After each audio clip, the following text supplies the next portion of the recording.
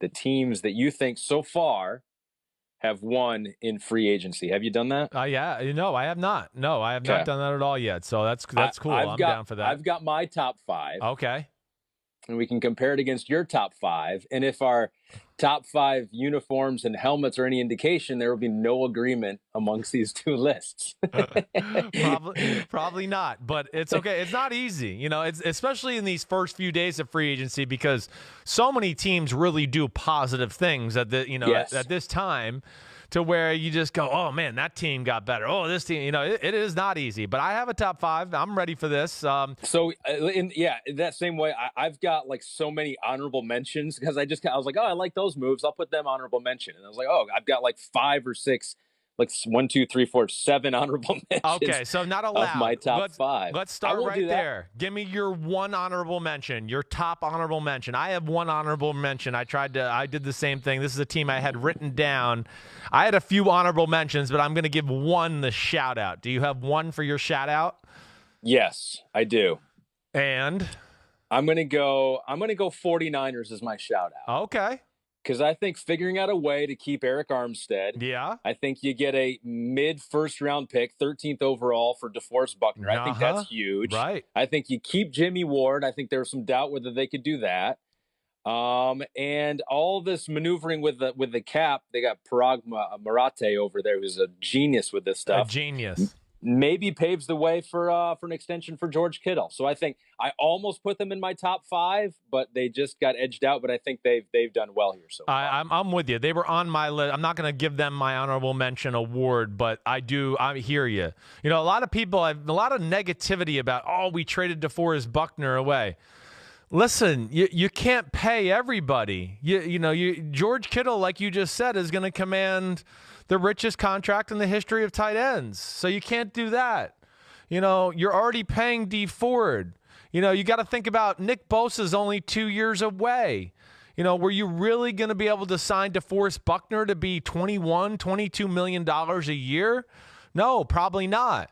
And, again, I'm happy for the Colts and all that too. But what I would say to that, yeah, you're right. The 49ers, the team that won the Super Bowl, has the 13th pick in the draft. Along with the 31st pick in the draft.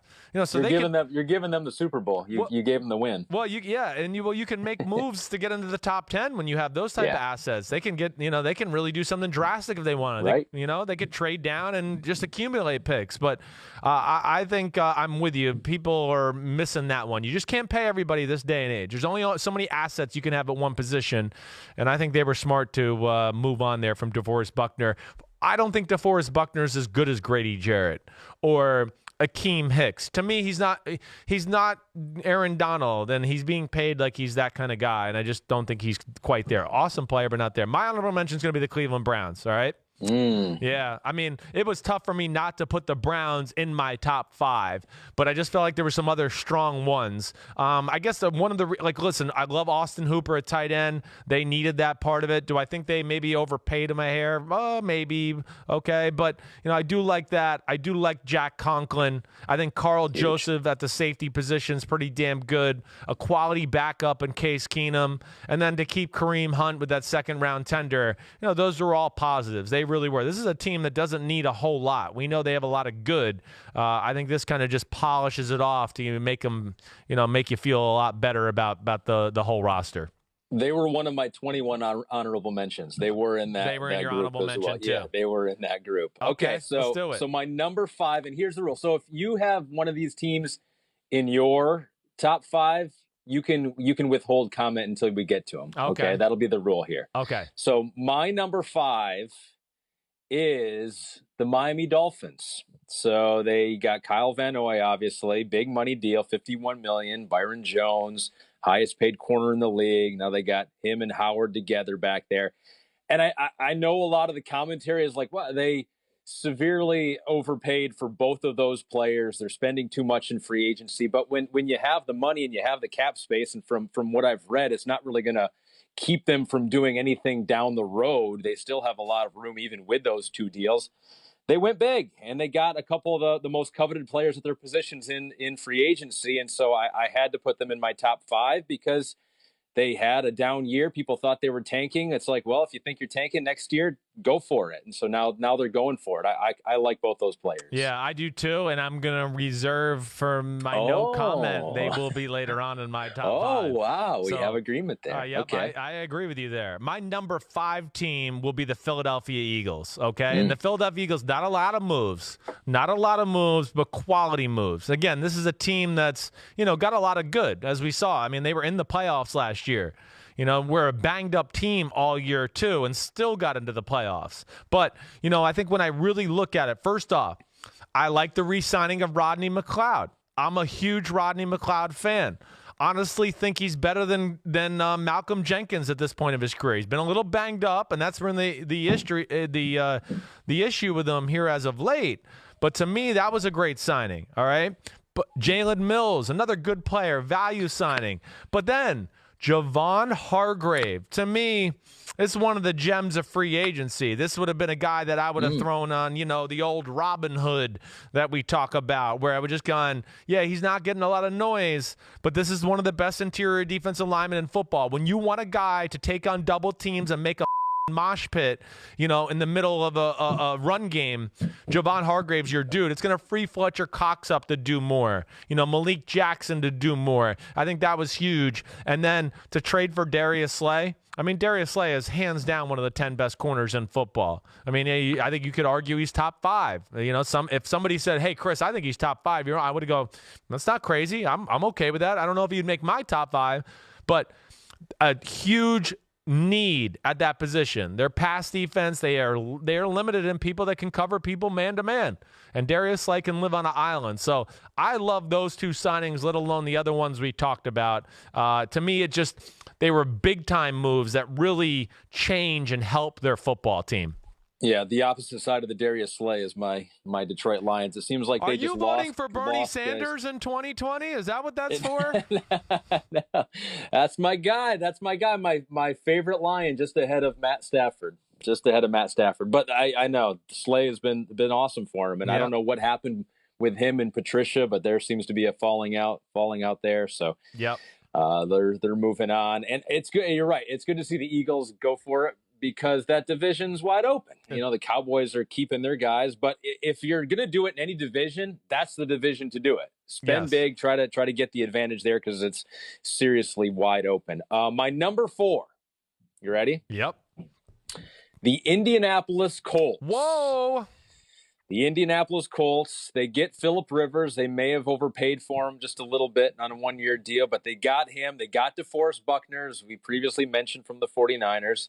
And I think a real big deal for them was retaining Anthony Costanzo. Yes, on a pretty good team-friendly deal. Definitely. And so that's important. And here's Phillip Rivers. I think the past, I don't know, it might be 3 or 4 years, that offensive line in San Diego has not graded out that well. Right. And so this is going to be the best offensive line he's been behind in quite some time. And so I think that will help. Even if you think Phillip Rivers' best days are behind him, I think he could still have a huge season with some added protection. So I like what the Colts did. I think they're deserving of the number 4 spot. I got no issue with it. They're not going to make my top 5. They were in my honorable mention list, right, that I had written down here for possible teams I could put in my top 5. I eventually didn't do it.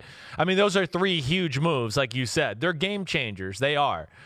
Phillip Rivers, again, you made the right point. I mean, the offensive line's not been very good in front of him. This is going to be the best offensive line he's ever played in or behind, I should say.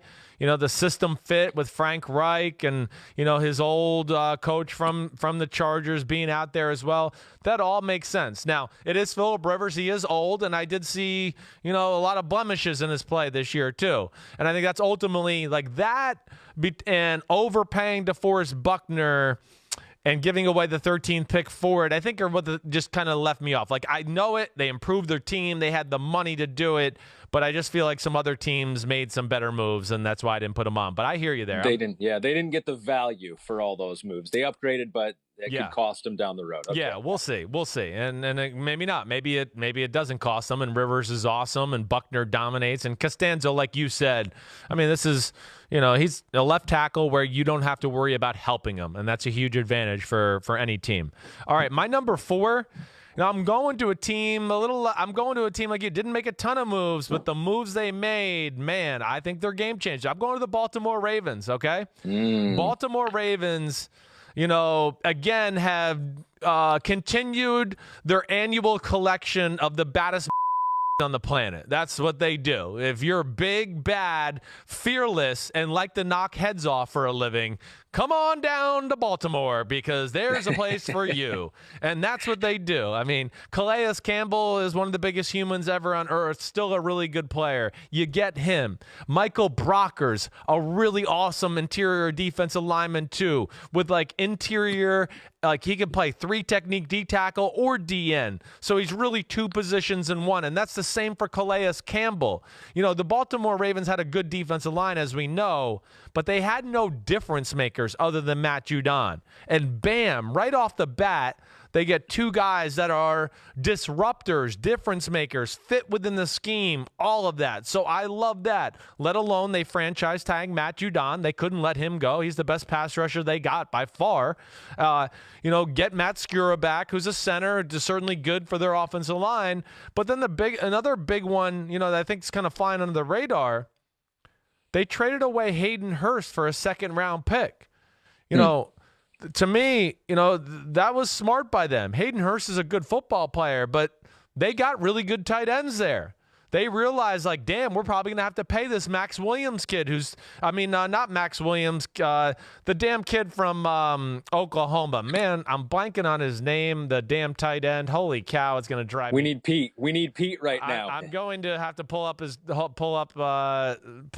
name. It's driving me crazy. What the hell is his name? I'm blanking out. The ball went off his hands in the playoff game. Mark Andrews, thank you very much, you stupid Chris.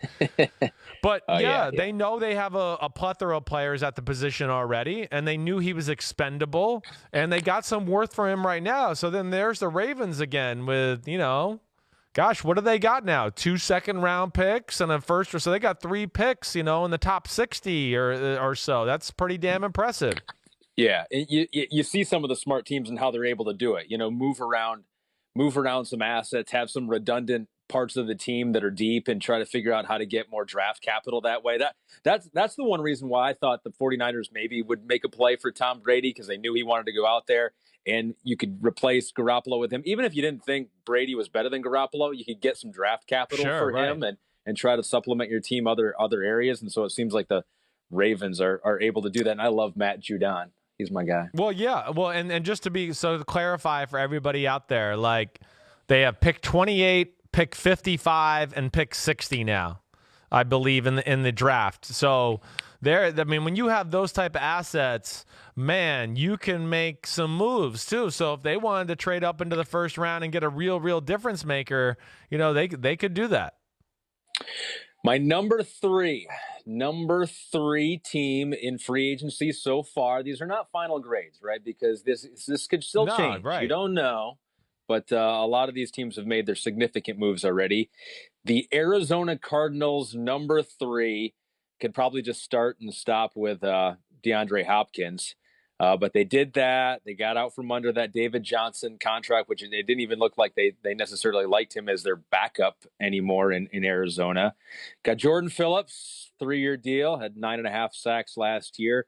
About 3 weeks ago, middle of February, they kept their 26-year-old offensive tackle DJ Humphries on a 3-year deal.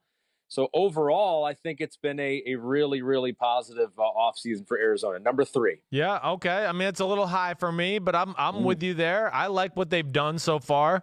They're a team again that made the honorable mention list for me.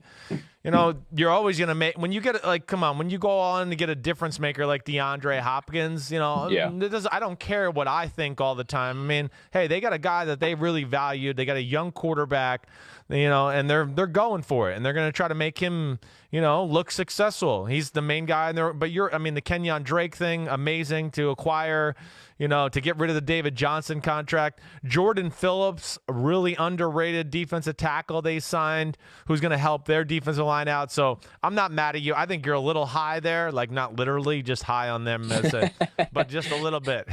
I'm going to go my number 3, the Chargers. All right. The Chargers. Ooh. Yeah. And we'll see where this goes. I'm interested to see with the Chargers if they get into the Cam Newton conversation. There's some rumors out there that they're tossing around the idea. So that would be really interesting to find out regardless. But the thing I like about the Chargers, as I get back to task here, is they had real issues. Offensive line for sure, okay? And that's where I want to start. I mean, first off, to trade and get Trey Turner, who's a very good guard, been to a bunch of Pro Bowls. Great job there. Then to sign, who you're not as high on as a lot of people, but you still think he's solid. Yeah, it's a really big positional need for them. And yes, I don't think he's as awesome as everybody thinks he is, because I think a lot of people are just going, "Well, he's made the Pro. He's young and he's made the Pro Bowl the last few years." Okay, yeah, he's very good. I get it. But I'm not going to say he's one of the best guards in football. He's a good guard. He's certainly an improvement. Brian Bulaga, to get him, I thought that was huge. I honestly thought Bulaga at this moment right now is better than Jack Conklin as a right tackle. Now, he's older and he's got some injury history that's scary, but they needed it nonetheless. Re-sign Austin Eckler, sign Linval Joseph. They need help in their interior run defense. That's been an issue there. Hunter Henry franchised. Hey, that's a great thing. He's got the potential to be a top-tier tight end. And then Chris Harris Jr. So, you need to have a great defense if you're in the AFC West. You're not going to win shootouts against Patrick Mahomes, so you better get a defense that can maybe slow them down and do that. And I think they did a lot of great things, not only to help their offensive line, but to help the defense out too.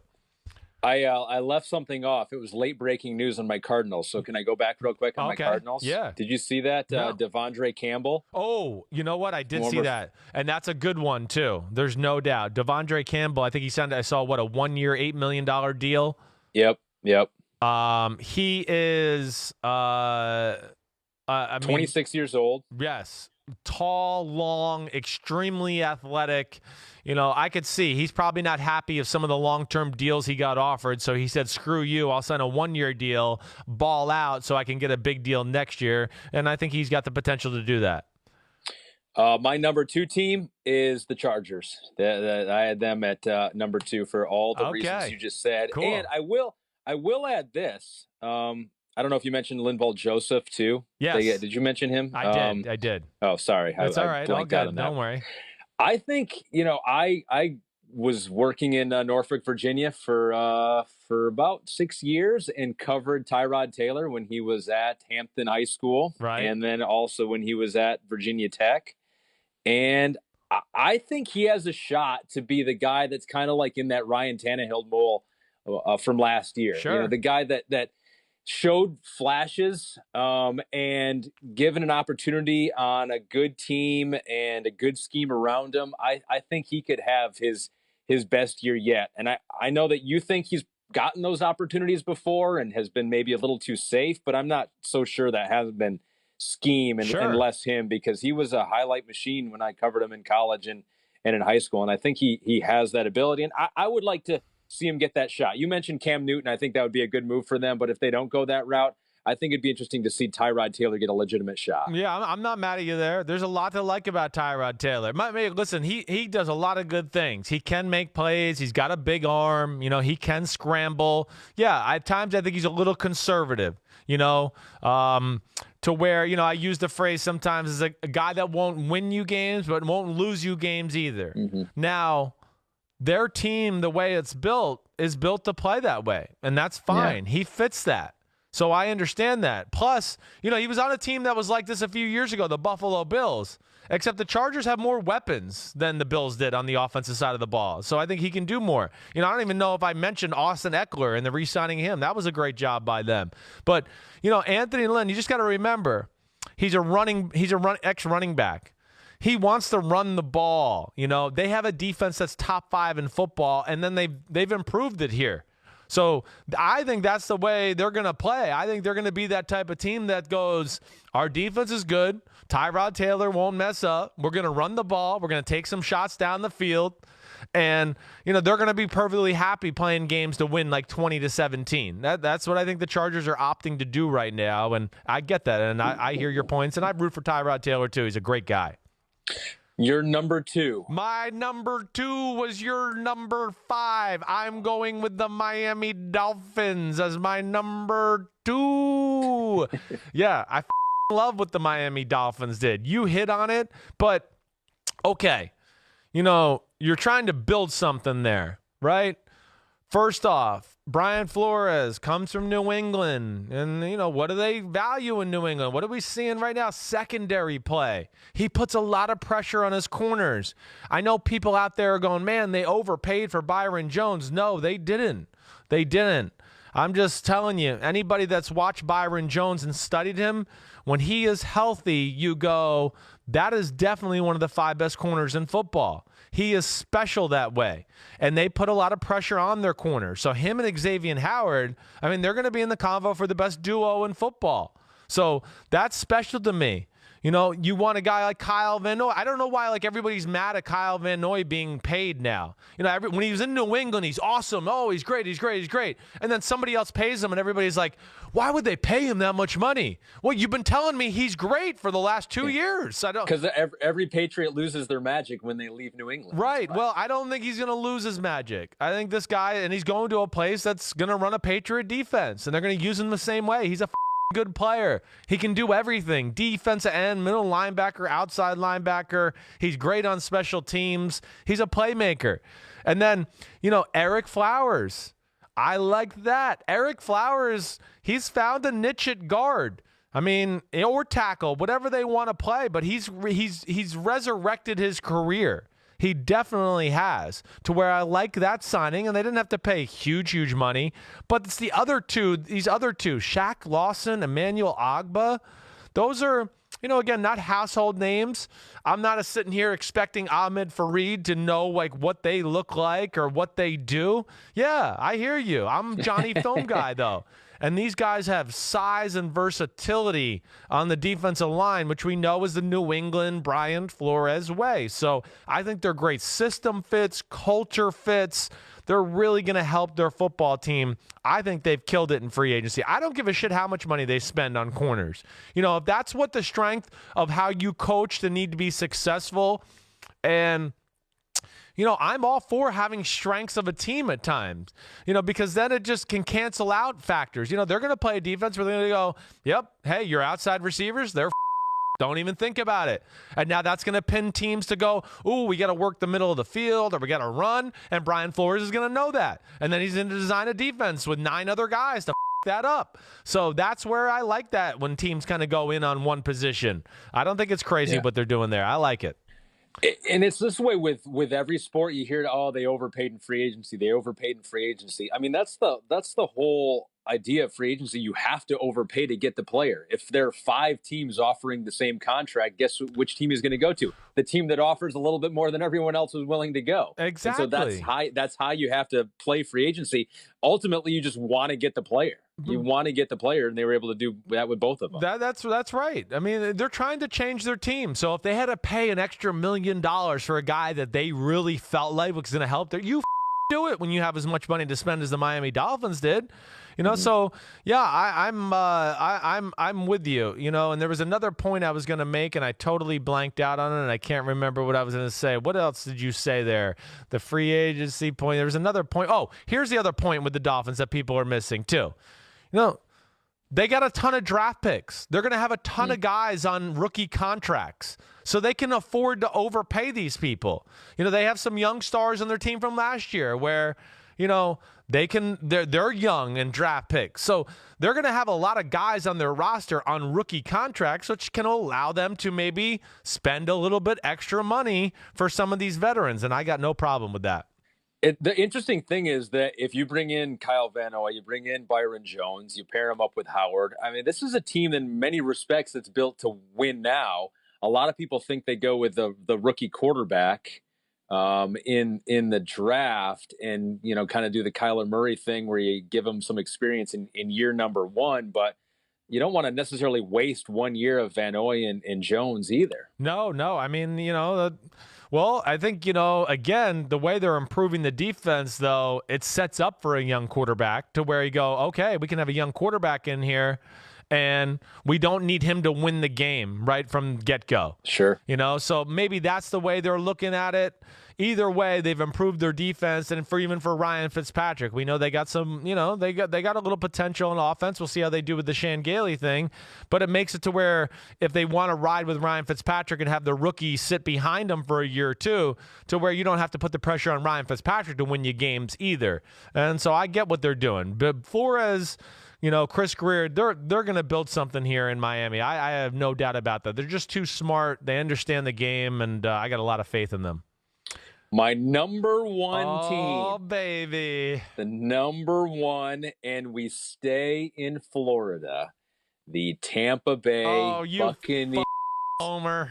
I've never even been to Tampa. But Tom Brady, you sign him. Yeah, I know he's not the Tom Brady of old, but it totally changes the whole dynamic of the franchise with one player.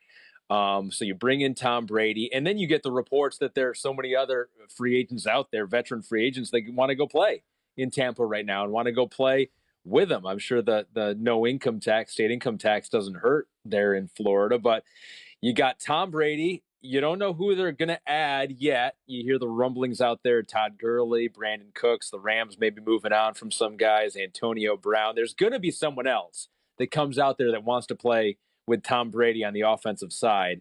You franchise Shaq Barrett.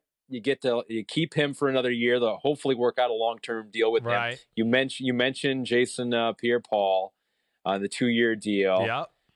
I think when you step back and say which franchise totally remade their team and their image and their trajectory, I think it was the Bucs. Well, yeah, I think if we remade their image, you're for sure they win that one. They do. It's awesome. I mean, I'm pumped for it. I really am. Yeah, I don't know. I just couldn't put them in. They were in one of those honorable mention teams again. I understand the levity of the three big names. I guess I just look at it and go, well, 2 of them they already had, right? It's still great. Yes. I did nothing that bad, and I love the Brady thing. I get it. I just felt like there was other teams out there. I get what you're saying, though. I mean, it changes the whole dynamic of the NFC, the way there's a wave now going towards Tampa. It's a wave of momentum. No doubt about it. So, okay, I mean, I'm not mad at you. It sounds like you're a little bit mad. Well, you're a fame whore. You're a fame whore. That's all it is. And you went Tom Brady. He's the most famous guy. I'm going to go with him. I get it. You're such a whore that way. Yeah. I'll take that. My number one, though, is another team that, I think you had them. I don't know if you had them on your list or not, actually. Now I'm blanking out. The Buffalo Bills. No, okay? I didn't have. They were in my honorable mention. They as well, like you. Yeah, I'm going with the Buffalo Bills. One, blood is in the water. Okay, like we talked about earlier, New England is there to be had right now. The AFC East is there to be had. You got to go for it. I hear a lot of people going, "Oh man, they gave away a lot for Stephon Diggs." Okay, I get that, but they needed to make a drastic move. They needed to get a legit number one receiver or weapon around Josh Allen, and they found a guy that obviously they liked, and I think really fits their system and scheme. Brian Daboll was working in I know New England loved Diggs coming out of the draft. Daboll was there in New England at that time. And there's Daboll as the offensive coordinator of the Bills now. So I think it makes sense. And I think people, too, are overvaluing what the Vikings got. Listen, okay, they got a first. Well, let me just make sure I get this right here. They got a first, a fifth, a sixth, and a 2021 fourth-round pick. Listen, I don't give a shit about the fifth or sixth-round pick. I'm sure they'll get a good backup or a good special teams guy in Minnesota, but who the cares? You're getting a change of player, game-changing player in Stephon Diggs. So, listen, when you trade away a first, a second, a third, even a fourth round, I look at it and I open my eyes up. When I hear fifth and sixth round, I don't look at it and go, oh my gosh, they got the first and the 5th and 6th round. Holy shit, they fleeced them. Whoa. No, I just don't feel that excited about those. I wonder what the percent chance or the percentage of making the team that drafts you in the 5th and 6th round and 7th round. It goes because I feel like a lot of times there are those players that are going to be drafted in the 6th round or 7th round. They don't want to be drafted. They want to have their pick of teams out there. They want to be the undrafted free agent. So they have a better chance of making the team than the 5th and 6th round guys. No doubt about it. They can pick their team and the situation that they think suits them best to where they can be successful. So, no, I think, the success rate of 2nd, 3rd, 4th rounders, last I looked or saw anything, and I can't remember exact numbers, it's pretty damn good. If memory serves me correct, the later round picks, it's not as good as far as success rate and what they do. So, they gave a 1st and a 4th round pick, and then they threw in a 5th and 6th with it. Okay, great. I don't think that's that expensive if you think that's your guy, and they obviously do. So okay, I love that. So let me ask you real quick about that, because I'm curious about how he pairs with Josh Allen, because Josh Allen hasn't been known to be the most accurate passer out there, and Stephon Diggs is known to be maybe the most precise route runner in the NFL right now. Do you think that Diggs being there makes Allen better? Do you think Diggs being there he'll become frustrated because Allen's not hitting him where he wants to be hit? How do you think that works out? Well, okay, too, and I'm gonna get to it. The other thing too, I just want to mention to button up that trade thing. I'm going to go right to where you're going. It's just, again, too, we got to remember Stephon Diggs is signed up. I mean, he's signed up. You got to remember there's great value in that, and he's only getting $12 and $13 million a year. So Buffalo looked at that and went, me. He's our number one receiver. We got him locked up for a few years. Fine. And we're not paying him huge money. So I think they looked at that. Now, your question is, hey, yes, does Josh Allen need some improvement accuracy-wise? Certainly. I get that. It's not perfect yet. We saw a lot of special from him, too. Diggs, to me, is the perfect fit there for this reason. Diggs, as you know, like we saw in the NFC divisional game, he can line up on the outside and just beat you deep and say, hey, throw it deep to me. I'll go get it, and we'll score a 70-yard touchdown. He has those capabilities, let alone he has the ability to do the Julian Edelman, Wes Welker type stuff that a New England offense will ask you. So he's got value in the slot as a precise route runner to what you're saying. He's a great route runner. So he's really going to be able to do a lot of different things in this offense, and I think it's an offense that really will be able to utilize all his talents. That's where I think it's special. I also hear people, Josh Allen down the field accuracy. No, who the hell has he had to throw to downfield?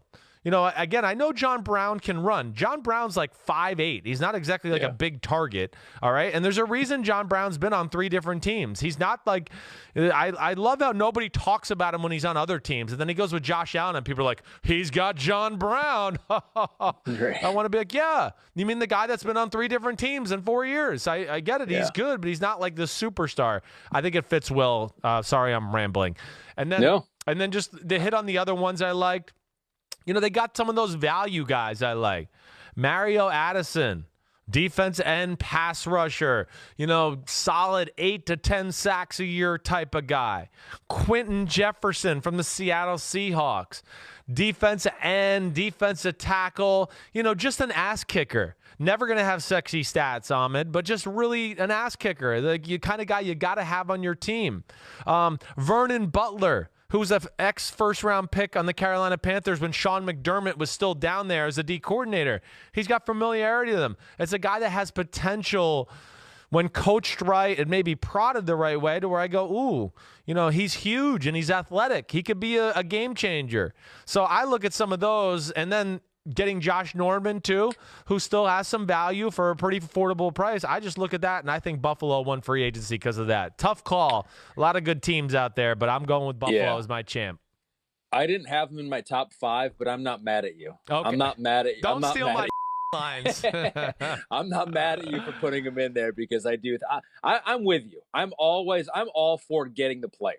Like, I think a lot of people have fallen in love over the past few years in every sport. I think baseball, I see it a lot. In football, you see it a lot. They've fallen in love with the potential of that prospect, the number 1 pick.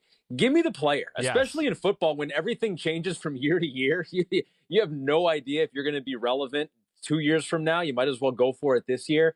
I'm with you. Get the player, which is I think why I had the Cardinals in there, and getting Hopkins, which is the Bills. I think are one of the get the player. Give me the known commodity, and then see how it plays out. Yeah, I hear that. I'm with you. That's the way I think about it too. You know, and hey, to talk about the Arizona thing too, just real quick, because I hear a lot of people going like, "Oh, Bill O'Brien got fleeced in that one," right? You know, people look at it and just go, "Man, they gave DeAndre You know, you gotta, again, people gotta take in the contract conversation in these things. You know, I'm sure Billy O'Brien and the Texans already have inklings that DeAndre Hopkins was going to ask for $20 to $22 million a year.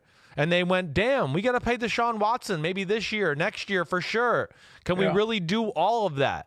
You know, so they had to make a decision there. They obviously valued David Johnson maybe higher than the public does. David Johnson's still good. And it's not like, you know, he fits a lot of roles in what Houston wants to do too. Plus, Houston got a second-round pick. So I know that's not easy to swallow. I think it's a great trade for the Arizona Cardinals. I'm just saying I don't think the Texans got, like, over like everybody else is trying to say. That's my only point.